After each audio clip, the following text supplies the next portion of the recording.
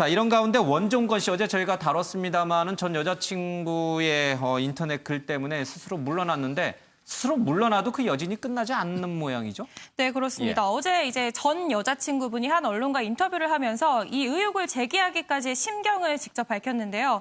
어제 원종천 씨가 한 말이 이제 본인이 한때 사랑했던 여성이라면서 예. 이제라도 함께 고통받는 것이 책임 있는 자세라고 생각한다. 이렇게 얘기를 하면서 영입 자격을 반납했잖아요. 예.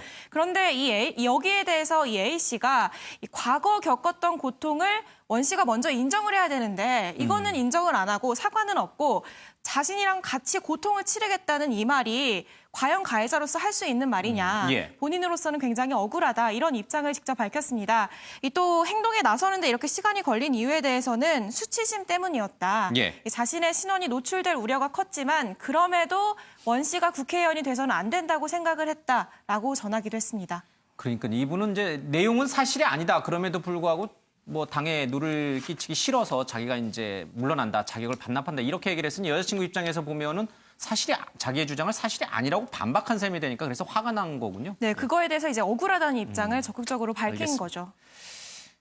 이 전 여자친구가 밝힌 세세한 내용들을 저희들이 뭐 다루기는 좀 적합하진 않긴 합니다만은 최은미 기자, 뭐 대략 어떤 내용들이에요? 그래서 왜 이렇게 여자친구가 원종건 씨가 이렇게 스스로 물러났음에도 불구하고 이렇게 화가 아직도 많이 나 있는 거예요?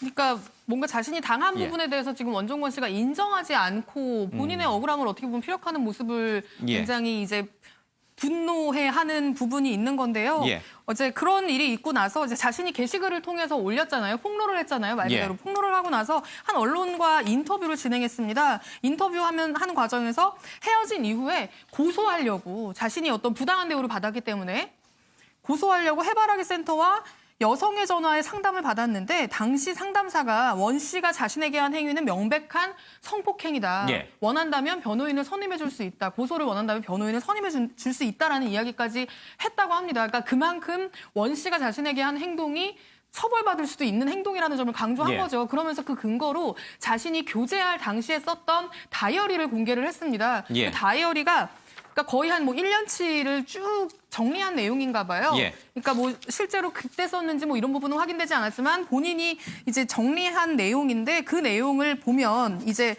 당시에 원 씨가 어떻게 자신에게 했는지가 드러나 있는 거죠. 예. 뭐 제가 이렇게 세세하게 말씀드리기는 좀 그렇지만 뭐 입에 담을 수 없는 수준의 폭언도 있었고 뭐 성관계 요구도 있었고 뭐 이런 뭐 성적으로도 예. 그렇고 뭐 이제 폭력적인 부분도 그렇고 예. 문제가 될 수 있는 부분들이 너무 많았다고 이야기를 하고 있습니다. 그래서 예. 이제 고소까지 진행을 해야 되는 거 아니냐라는 생각까지 했었는데 이제 당시에는 이런 경우 고소해봐도 되게 굉장히 가벼운 처벌만 받고 끝난다라는 이야기를 주변에서 해서 사실 고소하는 건 포기했는데 이렇게 TV에 나와서 국회의원이 된다라고 나서는 모습을 보면서 예. 이제 그건 막아야 됐다고 생각했다라고 지금 이야기하고 있습니다. 예, 정치는 살아있는 생물이라고 보통 얘기를 하죠. 이런 악재들이 이번 판세 총선에 어떤 영향을 미칠지 조금 주목해서 보겠습니다.